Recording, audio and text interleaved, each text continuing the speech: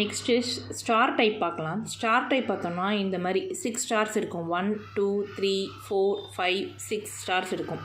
6 stars வந்து இதில் எத்தனை ட்ரையாங்கிள் இருக்குதுன்னு கேட்பாங்க. அதாவது ஸ்டார் டைப்பில் வந்து எத்தனை ட்ரையாங்கிள் இருக்குதுன்னு கேட்பாங்க. இது 2 மாடல் தான் இருக்குது. இந்த ட்ரையாங்கிள் வந்து 1 2 3 4 5 6 அப்படின்னு ஆல்ரெடி வந்து ஒரு 6 ட்ரையாங்கிள் இருக்குது, அதனால் 6 போட்டோம். அதே மாதிரி ஒரு பெருசாக வந்து இந்த சைடு ஒன்றும் அந்த சைடு ஒன்று இருக்கும். ஆப்போசிட் சைடு ஒன்று இருக்குது, இந்த சைடு ஒன்று இருக்குது. அப்போ 2 ட்ரையாங்கிள். அப்போ 6 + 2 வந்து 8.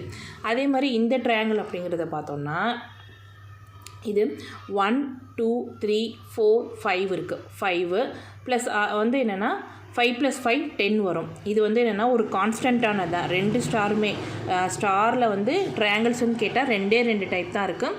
இந்த டைப் ஒன்று, இந்த டைப் ஒன்று. இந்த 6 வந்துருந்துச்சு, அதாவது 6 சைட்ஸ் வந்துருந்துச்சுன்னா 8 ஆன்சர் வரும். இதுவே வந்து 5 வந்துருந்துச்சு அப்படின்னா வந்து 10 வரும். இந்த 2 டைப்பும் பார்த்துக்கோங்க.